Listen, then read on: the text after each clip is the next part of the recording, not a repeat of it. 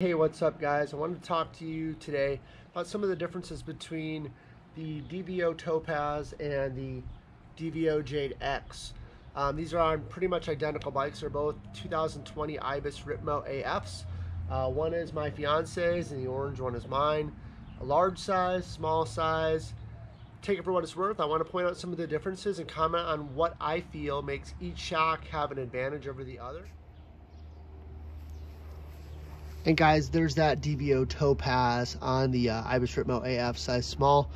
Great little shock. It is a really tunable shock. It has all sorts of controls, rebound, dampening, whatnot. And the really unique thing about it is this bladder right here that you just inflate to, for my weight, about 175 PSI. For her, about 170-ish. She's maybe 100 pounds. Really good shock, really tunable for a lightweight rider, and really progressive at the end when you need it. The initial top stroke, the suppleness is on par with any shock that I've ever ridden. And I have to tell you that the DVO suspension guys really treat you right. They spent significant time with me at the Sedona Mountain Bike Festival getting this shock set up and tuned just for me, and it was an amazing experience. The shock is very tunable, has a lockout mode, a trail mode, and an open setting. And to be quite honest, it's pushing the level of suppleness off the top end of a coil suspension. And here's the shock we're going to be comparing this to. This is a DVO Jade X that is on a 2019 Ibis Ripmo AF. And size large, doesn't matter. But anyway, this is a really nice shock. 3-position lever, open, trail, and firm. And I do use the firm for quite a bit of fire road climbing or road climbing up here in Arizona.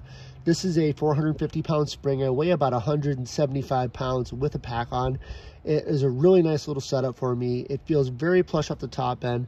Takes away just about every braking bump that you could possibly imagine. And, you know, there's definitely differences between the Jade X and the Topaz when it comes to weight. There really is. And there's a benefit of having both.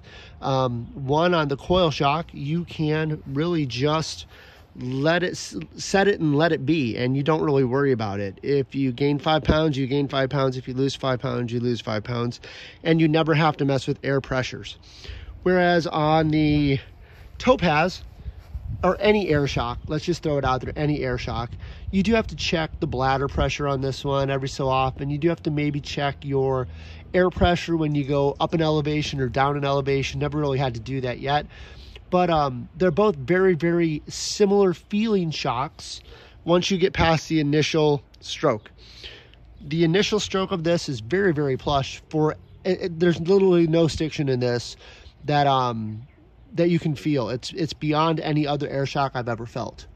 Coils, this is my first range or jump into coil again, probably from 2002 or 2003 when I was running progressive suspension.